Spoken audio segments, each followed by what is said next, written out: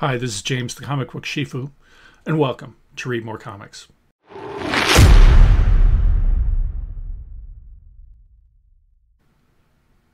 This week's episode of Pulls and Pickups, I'm going to be sharing the books I've cleared out of my pull box. I try to do that on a regular basis. There's a lot of new books starting up this week, new volumes for books that I've been pulling.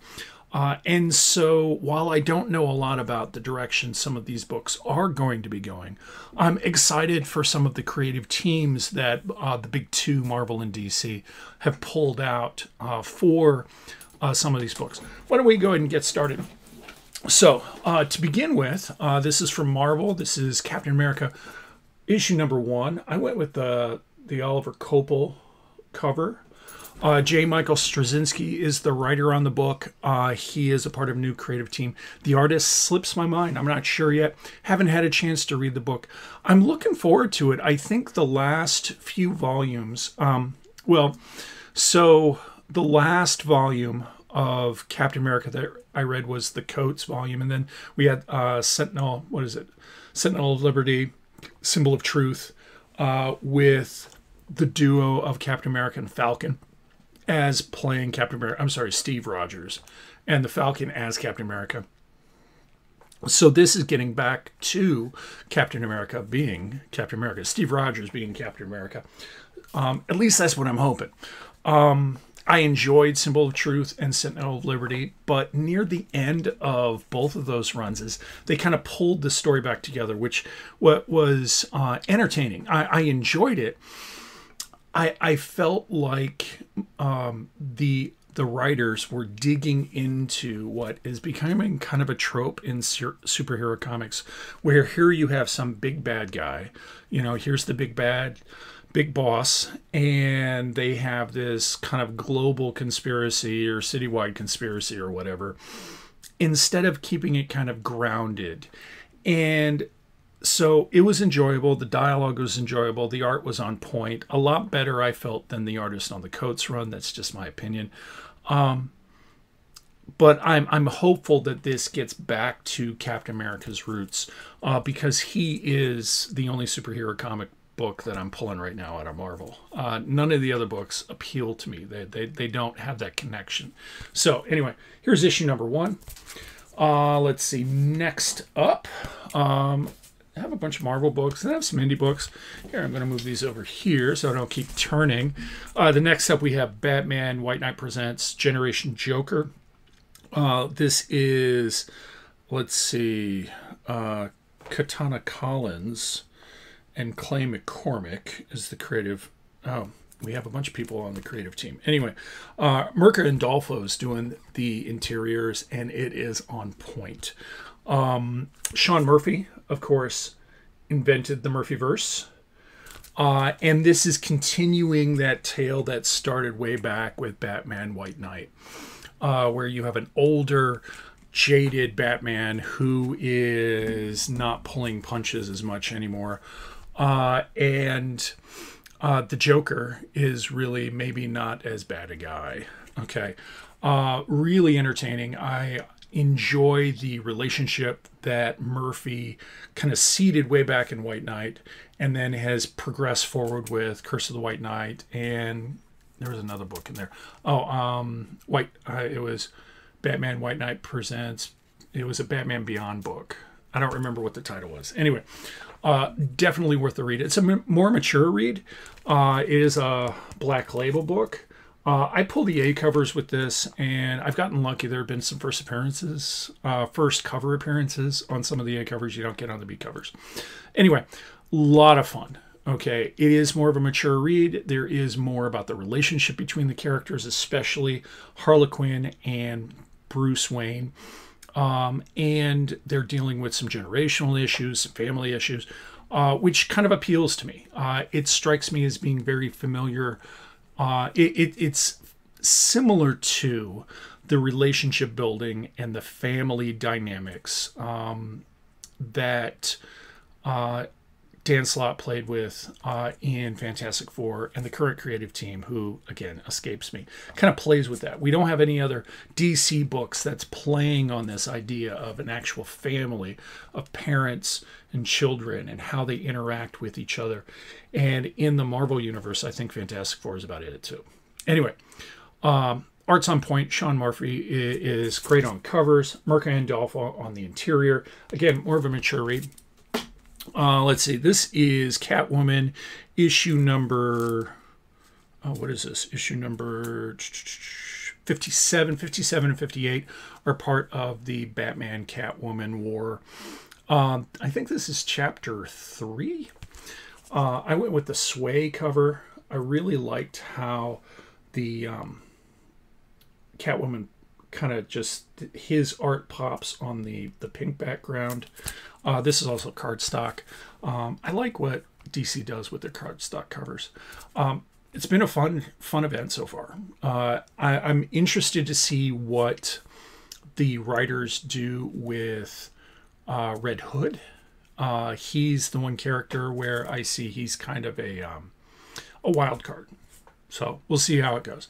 I also like how it's been pretty low key. You know, here we have Catwoman starting a criminal enterprise and Batman being very black and white, you know, all criminals have to be punished, all criminals must be stopped type attitude. So looking forward to reading this. The next is issue number 3 of Dynamite's new Red Sonja run. I went with the Frank Cho cover. I really enjoy his cover art. I've only read, I'm really behind on my reading. I have about 2/3 of a short box full of books. I read the free comic book day issue of Red Sonja, and it hooked me. It's playing on the whole sword and sorcery angle.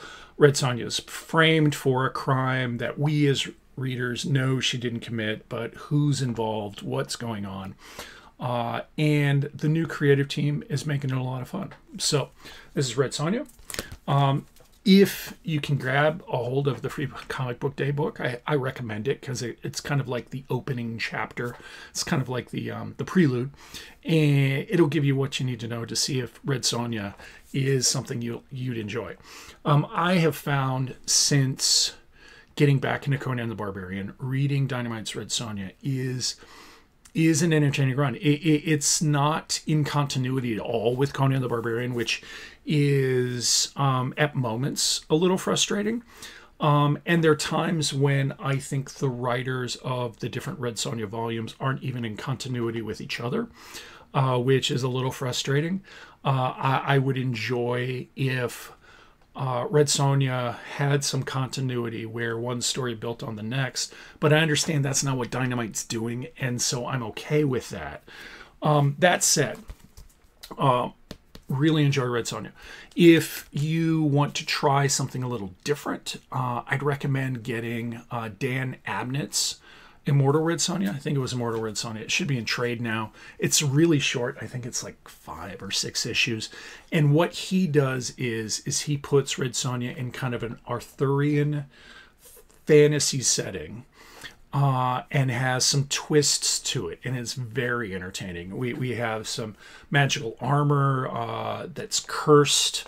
There are different characters that are clearly Knights of the Round Table, and there's an Arthur figure, but Dan Abnett, I think his writing chops really come through in this.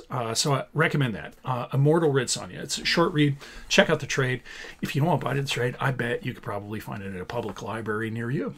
Anyway, here's another Marvel book. This is Dark Droids D Squad, issue number 1. I went with the John Tyler Christopher cover. I thought this was kind of cool, and I decided to get these covers for all, I think it's 4 issues for this. I'm going to be honest, I'm kind of impressed. You know, this is a thicker book than I typically expect out of Marvel, so hopefully there's more to read here. And looking at it, it's $5.99. It's probably more pages, hopefully, but I'm paying for them. Anyway, really been enjoying the Dark Droids run. And so I'm hoping that this kind of pulls in some of the droids that are near and dear to any Star Wars fan's heart. I don't know. We'll see. Anyway, Star Wars Dark Droids issue number 1. Then the last 2 are variant covers of the same issue. So Tom King's Wonder Woman volume just dropped this week. I really enjoyed elements of the last run. There were moments where it was spectacular. Rucka's opening, what was it? Was it 12 issues? I think it was the first year. It was really good. And then there's some other moments where it's like, hey, this is getting really good. And then they bring in a new creative team, and it almost seemed like it was a filler team. Now I think Wonder Woman is getting a creative team that the character, the IP, definitely deserves. I thoroughly enjoyed Tom King's Batman run. I think he had a story from the onset. And while there were moments he meandered from, I don't think meandered from the story, but he kind of got bogged down in some minutia that maybe as a reader lost me. It was still a wonderful tale. Okay. And it would have been amazing to see kind of Batman Catwoman, the Dark Label maxi series was supposed to be kind of like the tail end of his run. It would have been amazing to see how that would have been all incorporated in, rather than making it something that is out of continuity. Anyway, all that said, I really enjoyed Tom King as a writer. And so when I heard that he was going to be taking over Wonder Woman, and in Wonder Woman 800, the last issue of the last volume, he and the artist, I don't remember the artist's name off the top of my head.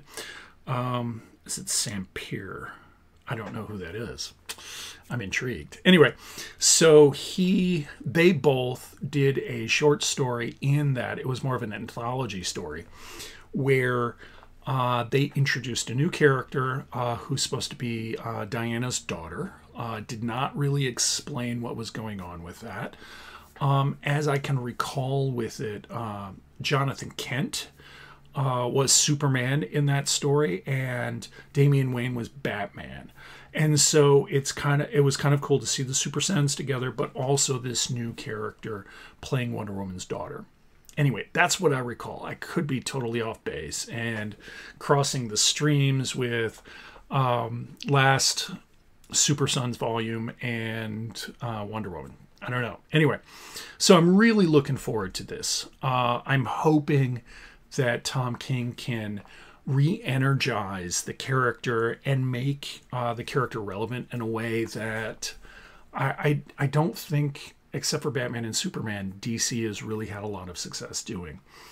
I feel that Wonder Woman is kind of put on the bench, not to the degree that Aquaman is. I really enjoy Aquaman, but when's the last time he had a book, right?